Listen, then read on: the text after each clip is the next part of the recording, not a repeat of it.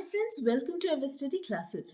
Thanks to technology and science that communication evolve हुआ, नहीं तो आज भी हम एक वर्ड के लिए स्टोन्स पे कार्व करते बैठते।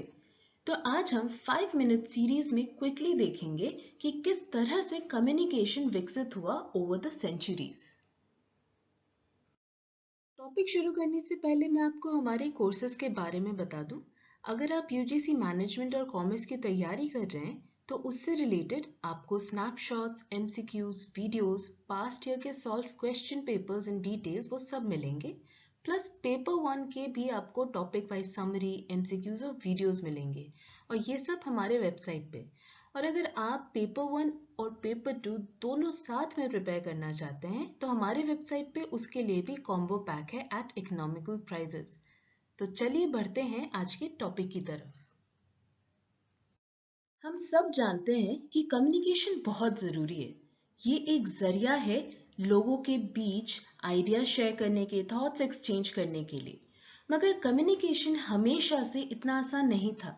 ओवर द इयर्स ये इवॉल्व हुआ है, इसमें बहुत बदलाव आया है। हमारे आज के जो कम्युनिकेशन के तरीके हैं वो बहुत ही अलग हैं प्री हिस्टोरिक एरा से। पहले कम्युनिकेशन सीमित था 2 या कुछ लोगों तक, जो था इंटरपर्सनल इंटरेक्शन। मगर वक्त के साथ ये काफी डेवलप हुआ और साथ ही डिस्कवर और इन्वेंट हुए अल्फाबेट, साइन, सिंबल्स, लेटर्स और टेलीफोन। आज इंटरनेट के एरा की वजह से हमारे पास कम्युनिकेशन के ढेरों साधन हैं। टेक्नोलॉजी ने पूरी तरह से कम्युनिकेशन को रीडिफाइन किया है। टेक्नोलॉजी नहीं होता तो आज भी साल, महीने या कई दिन लग जाते मैसेजेस सेंड या रिसीव करने में एक जगह से दूसरी जगह। और आज text, emails, tweets, personal messages सब चुटकियों में पहुंच जाते हैं दूसरे व्यक्ति के पास। तो क्या हमेशा से लोगों के बीच कम्युनिकेट करने के लिए लैंग्वेजेस या वर्ड थे? नहीं, हमेशा से नहीं थे। पहले आकृतियों या सिर्फ साउंड थे, सबके अपने हिसाब से, और जिन्हें समझ पाना बहुत मुश्किल था। ग्रेजुअली विद टाइम ये इवॉल्व हुआ, इन्हें डेवलप किया गया। तो चलिए देखते हैं किस तरह से कम्युनिकेशन इवॉल्व हुआ है थ्रू आउट द इयर्स। सबसे पुराना कम्युनिकेशन का तरीका माना जाता है केव पेंटिंग्स को। थ्योरिस्ट्स के मुताबिक केव पेंटिंग्स बनाई जाती थी टेरिटरी मार्क करने के लिए या तो कोई इवेंट रिकॉर्ड करने के लिए। जो सबसे पुराना केव पेंटिंग डिस्कवर किया गया था वो था इन फ्रांस अराउंड 30,000 BC। इसके अलावा और दूसरी जगहों पे भी केव पेंटिंग्स पाई गई थी, जैसे साउथ सिल्वेसी, इंडोनेशिया और रोमेनिया के केव्स में। उसके बाद धीरे धीरे साइंस एंड सिंबल्स यूज होने शुरू हुए और हमारे पूर्वज साइंस एंड सिंबल्स के अलग अलग वेरिएशंस यूज करते थे। 10,000 BC के करीब पेट्रोग्लिफ्स ये डेवलप हुए, जो कि पत्थरों के ऊपर कार्विंग होते थे, जिस वजह से इन्हें रॉक आर्ट भी कहते हैं। फिर 9000 BC में पिक्टोग्राम्स ये डेवलप हुए, जहां पे लोगोग्राफिक इमेजेस का इस्तेमाल किया जाता था कहानी बताने के लिए। बाद में एशियंट कल्चर्स ने इडियोग्राम्स डेवलप किया, जिसमें किसी चीज को कैरेक्टर के माध्यम से इंडिकेट किया जाता था, मगर किसी भी साउंड का इस्तेमाल किए बिना। इजिप्शियंस के खुद के हिसाब से चीजों को समझने के सिंबल्स एंड साइंस थे, जिसे हायरोग्लिफ कहा जाता था। सिमिलरली चाइनीज ने भी अपने लिए अपने हिसाब से कैरेक्टर्स क्रिएट किए और फिर बहुत सेंचुरीज के बाद अराउंड 2000 BC अल्फाबेट्स ये डेवलप हुए, जिसकी मदद से लैंग्वेज और कम्युनिकेशन रीडिफाइन हुआ। लेटर्स और सिंबल्स के अलावा कम्युनिकेशन का और एक तरीका था, and that is smoke signals. ये तरीका चाइना में इस्तेमाल किया जाता था। 200 BC के करीब ग्रेट वॉल ऑफ चाइना के गार्ड्स ये तरीका अपनाते थे अपने मैसेजेस एक दूसरे तक पहुंचाने के लिए। Around 150 BC Greek historian Polybius ने स्मोक सिग्नल्स डेवलप किए जो अल्फाबेट्स को रिप्रेजेंट करते थे। पिजन्स को मैसेजेस ले आते और जाते तो हमने बहुत बार मूवीज में देखा है, और ये कम्युनिकेशन का एक तरीका ही था अब से करीब 2000 साल पहले।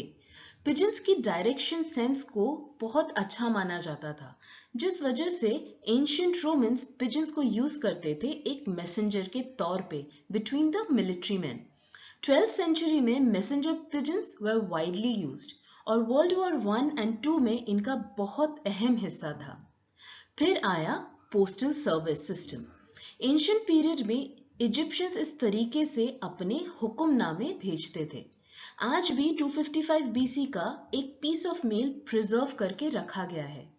एक तरफ जहां पे postal systems Persia, China, India और रोम में ऑर्गेनाइज किए जा रहे थे, दूसरी ओर 1653 ईयर में एक फ्रेंचमैन डी वालेयर ने पेरिस में पोस्टल सिस्टम की शुरुआत की, जिसमें उन्होंने मेल बॉक्सेस का इस्तेमाल किया और साथ ही इस्तेमाल किया गया पेड एनवेलप्स का जो डिलीवर किए जाते थे।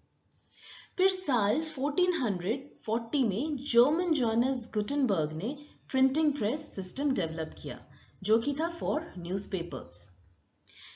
इससे न्यूज़पेपर और प्रिंटिंग प्रेस के आने से कम्युनिकेशन बहुत ही रैडिकली चेंज हुआ और इसकी वजह से 16th सेंचुरी तक न्यूज़पेपर्स काफी ज्यादा फ्लरिश करने लग गए थे।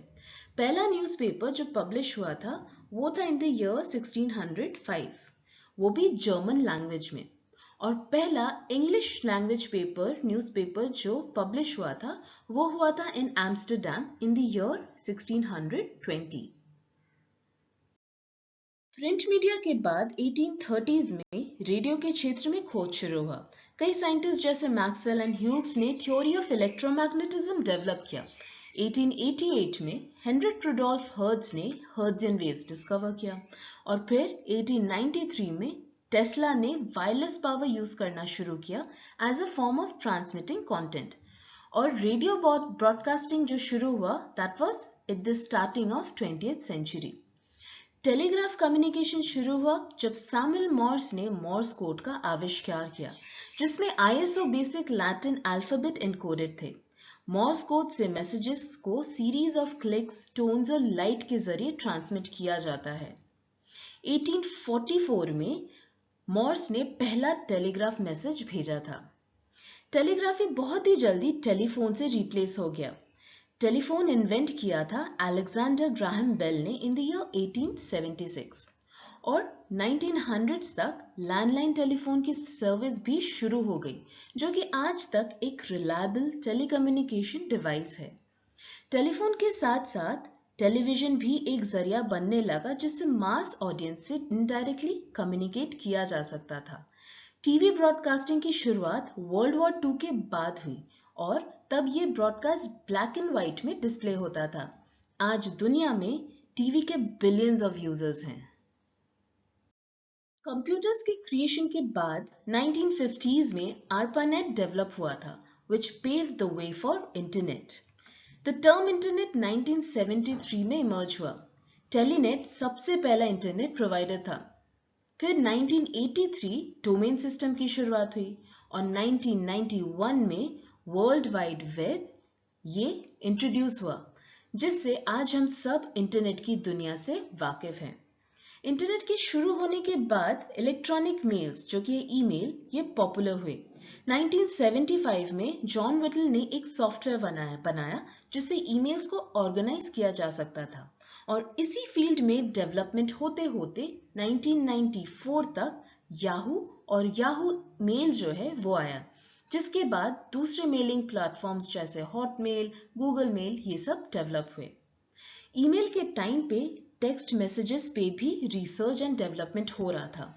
3 दिसंबर 1992 में पहला ऑफिशियल SMS मैसेज भेजा गया था एक कंप्यूटर के द्वारा थ्रू द वोडाफोन नेटवर्क और फिर 1994 में सबसे पहला नेटवर्क सर्विस प्रोवाइडर आया जिससे person to person text messaging किया जा सकता था। आज SMS सर्विस इस तरह इवॉल्व हुआ है कि हर साल 9 ट्रिलियन से भी ज्यादा SMS भेजे और रिसीव किए जाते हैं। और इतने एवोल्यूशन के बाद कम्युनिकेशन का लेटेस्ट मोड लेके आया डिजिटल एरा, जहां पे सोशल मीडिया प्लेटफॉर्म्स का यूज बहुत है।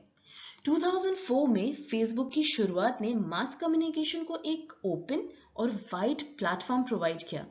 2005 में YouTube became the first ever popular video hosting social media site और फिर 2006 में ट्विटर ने सोशल मीडिया को डोमिनेट करना चालू किया और आज के टाइम पे बहुत सारे ऐसे प्लेटफॉर्म्स डेवलप हो चुके हैं सोशल मीडिया से रिलेटेड।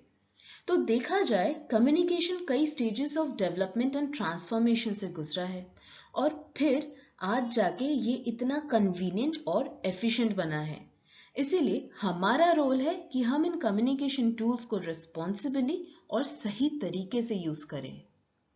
तो ये रहा हमारा एवोल्यूशन ऑफ कम्युनिकेशन से related practice question. Thank you so much friends, आज का डिस्कशन यहीं पे खत्म करते हैं। किसी भी क्वेरी के लिए आप हमें ईमेल या व्हाट्सएप भी कर सकते हैं और फॉर मोर इन्फॉर्मेशन आप हमारे वेबसाइट पे विजिट करें या फिर हमारी फ्री ऐप को डाउनलोड कर लीजिए गूगल प्ले स्टोर से। जल्द ही मिलेंगे एक न्यू टॉपिक के साथ। Till then bye bye and take care.